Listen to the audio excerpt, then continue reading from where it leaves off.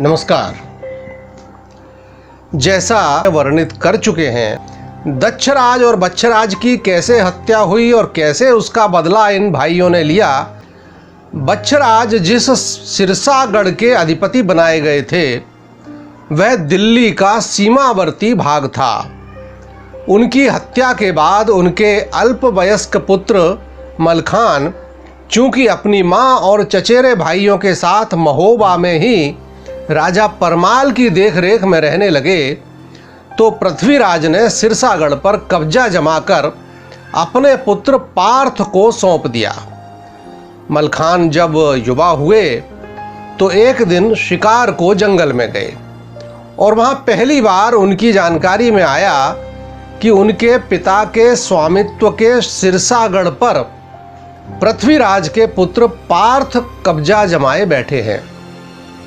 हुआ कुछ यूं कि मलखान और पार्थ दोनों ने एक ही हिरण पर नजरें जमाई।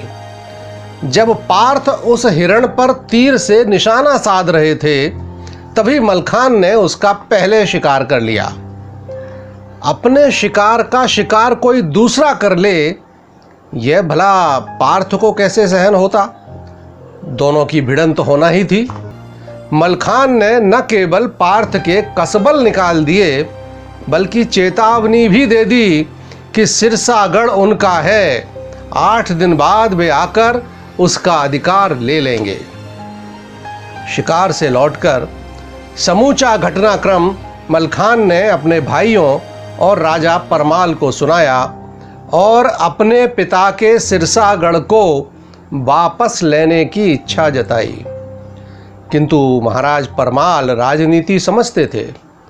महाराज पृथ्वीराज की क्षमता और शक्ति को भी जानते थे, अतः उन्होंने इसकी अनुमति नहीं दी। लेकिन मलखान को कहां चैन आना था। वह अकेले ही सिरसा को रवाना हो गए। अब उनका अकेले जाना भला किसे स्वीकार होता, और राजा परमाल ने भी आदेश दे दिया कि तुम सब साथ जाओ। फिर तो उनके पिता के मित्र बनारस के सैयद तालहन, उनके सब भाई सेना सजाकर चल पड़े गढ़ सिरसा की ओर। उधर पार्थ ने भी पृथ्वीराज को संदेश भेज दिया कि 8 दिन बाद महोबा वाले सिरसा पर आक्रमण करेंगे। तो दिल्ली की सेनाएं भी मदद के लिए आ पहुंची। घनघोर युद्ध हुआ। सुआ सुपारी जैसे कतरे त्यों दल काटी के दियो बिछाए, बड़े लड़ैया महुए बारे जिनसे कछु पेश न आए। और फिर फाटक तोड़ा गढ़ सिरसा का, धसगा किला मही मलखान, ऐसे कूदे महुए वाले जैसे लंका में हनुमान।